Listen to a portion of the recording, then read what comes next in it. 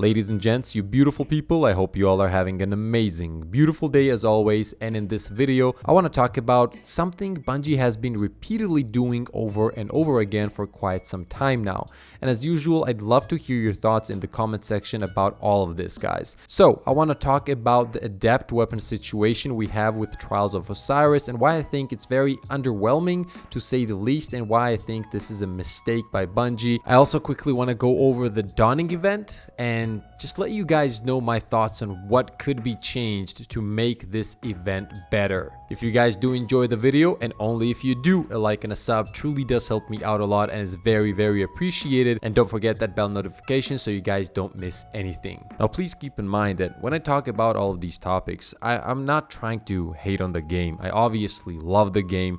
I have a lot of respect for Bungie because they do a lot of great things, not just in the game or for the game, such as raids and so on, and a lot of the content actually that I truly enjoy, but they do a lot of charity events and whatnot, and I really respect that. So the Trials Adept weapons are finally here. The expectations of our community was of course high. People were looking for something unique, for something really worth grinding for, right? Me personally, I kind of was skeptical about it. I was thinking that it wasn't going to be as great. We went flawless, we grabbed the Adept weapons, and at this point, all it is just a slightly better mod. The problem is, guys, that we have Destiny 1 to compare to. So whoever has played Destiny 1 and whoever has used those Adept weapons, for example, the Messenger Pulse Rifle, it was in the kinetic slot, and it could roll with a burn, and it had intrinsic perks, and in general, the guns felt way better and way more unique. Now, when it comes to looks,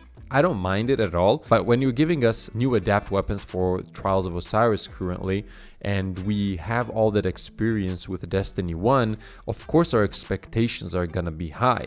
And when you put in weapons that just have an extra mod, that by the way doesn't really function like a mod in a way, because it takes away the other stats. For example, this targeting adjuster one that we got yesterday from running Trials at Flawless, the problem with it is it takes away stability. It feels like Bungie is afraid to make something strong for the hardcore community, right? Because not everybody's gonna be able to hit Flawless. And the thing here is, the people that aren't gonna be able to hit Flawless, Bungie wants them also to have the best gear that the hardcore players have, and that's a problem. In my opinion, someone that spends 15 hours a day playing this game, which you probably shouldn't, you drink some water, take care of yourself, but you guys get the idea. The people that play more should be rewarded, and the people that have more skill should also be rewarded. Now, of course, if you have more skill and you want to help your friends to get to the lighthouse, that's amazing. You should do that, and you should help your friends experience the game and help them get the loot. These weapons are supposed to be better than the normal Trials loot. If they're not, what's the point? And once again, we tested these weapons, we played with them, and they don't really feel that much unique or different from the normal version of the guns.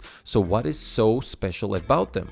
In Destiny 1, when you would get that Adapt weapon, it definitely made a difference and it was worth the grind. Think about it, guys. Let's say these Adapt weapons had an intrinsic perk. Let's say the Celerity, which is pretty much the Trials perk, would be the perk that would come with these Adapt weapons right away, right? Like an extra perk pretty much. And let's say it still had the mod it had right now. Would that be game breaking? Would that make these Adapt weapons extremely overpowered? Absolutely not. It's not like Celerity is a perk that you would take into PvE and utilize it to the point that it would be extremely overpowered. It's not like that. Celerity is a perk that would be very beneficial in Trials, and even then it would be in specific situations such as 3v1s and so on. So I feel like if they would do that, if they would add that extra perk, just keep it on it just because it is an Adept weapon, and also have these new mods added to these Adapt weapons, and even take away that stat penalty that it brings once you use that mod, I feel like then these Adept weapons would make more sense, and it would feel like an actual reward for the hardcore players, because if you get in those 1v3 situations, that Celerity would kick in and you would feel like, okay, I won this fight and it was because I grinded for this weapon and the Adapt perk really did help me out. And that's what it should feel like.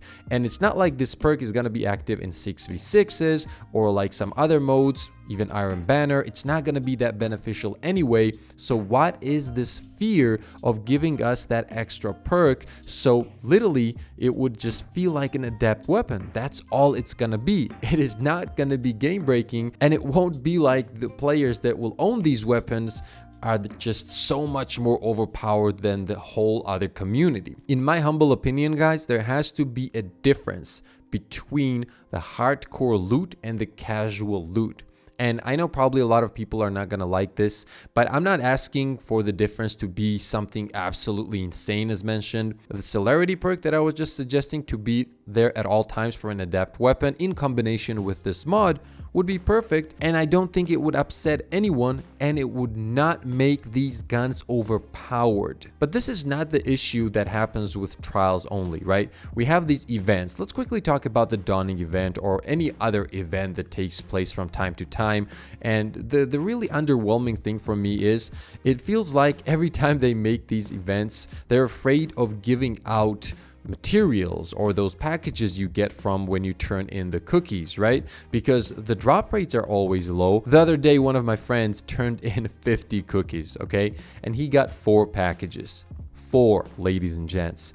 And this is an event. It's not gonna be there the whole year. These events just come and go for like 1 or 2 weeks, maybe 3 tops, every few months. And I truly feel like it should be more rewarding. After all, as mentioned, it is an event. So why doesn't it feel like one? Ladies and gents, I have played tons of MMOs. I love playing MMOs. And yes, I know Destiny 2 isn't like the other big MMOs out there, but when you have an event in any kind of MMO in general, it has to feel rewarding. There has to be something happening there that is actually worth your time, and the drop rates need to feel like it is an event, not like normal. You shouldn't be like, okay, I have 100 cookies, let's go get 2 packages. No, that's not the way it should work. It should be way higher than that, and you should enjoy the process because, as mentioned, this event only stays for a few weeks and then it's gone for a very long period of time. You gotta be excited for these events, right? Because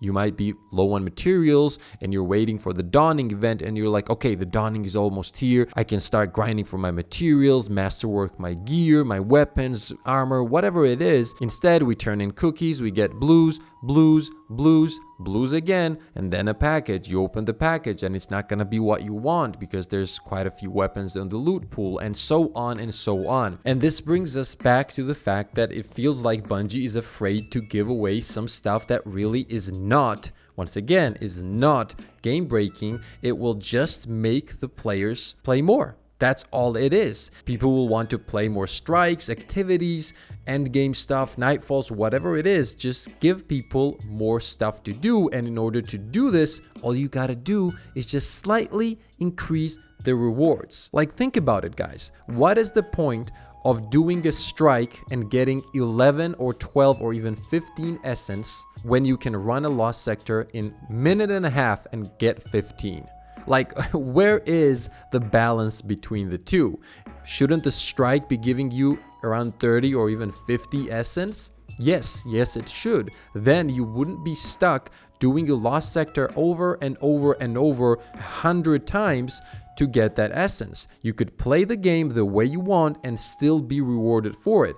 You could be like, okay, you know what? We've done so many of these lost sectors. Let's jump into strikes, do something else, right? And that way we still get, let's say, 50 essence at the end of it. And I'm not gonna get burned out on just running these lost sectors right here. I feel like that's the right way to approach it. Same goes for the Crucible. If you want to play Crucible, you shouldn't be getting 11 essence every time you do it, or even 12 or whatever it is when there are lost sectors as mentioned. What you should be getting is higher, pretty much the same as a strike, because it would take around the same time to complete it. And I feel like that is the right way to distribute the loot when it's an event, not just forcing people to do, let's say, lost sectors over and over, or any kind of other way that people will find to do to get more essence. And yes, players will always try to find an easier way, and that's fine. But when the easier way is just so much better than the other ways you could grind that essence, people are gonna automatically do that. If we had strikes that would give 30 or 40, it would be like a choice you had to make, right? Between two activities, right? I could be like, yeah, I can do lost sectors and get like 15 every time, so if I do it 5 times, that's 75, or I can just run the strike and get 50. It's around the same amount, or maybe I can squeeze in 2 strikes, and that way you could be able to play the game the way you want. So there is definitely some space to improve here for Bungie, and I feel like these changes would make the game feel better, increasing those drop rates, making those adapt weapons just feel more unique and more adapt like they did in Destiny 1. And let's really hope that Bungie makes these changes and overall Destiny 2 starts moving in the direction that will make all of us extremely happy and will unleash the true potential that this game has. I hope you guys enjoyed this video. I love discussing all of this with you guys, and I cannot wait to hear your thoughts down in the comment section, so make sure to do that. Let me know what you think about the Adept weapons, about the events, what feels underwhelming, what changes would you like to see, and so on, ladies and gents. Thank you once again for the amazing support. It has been absolutely insane, guys. 10,000 subscribers. Woo! Thank you once again. I appreciate every single one of you, and as always, have a crazy beautiful day.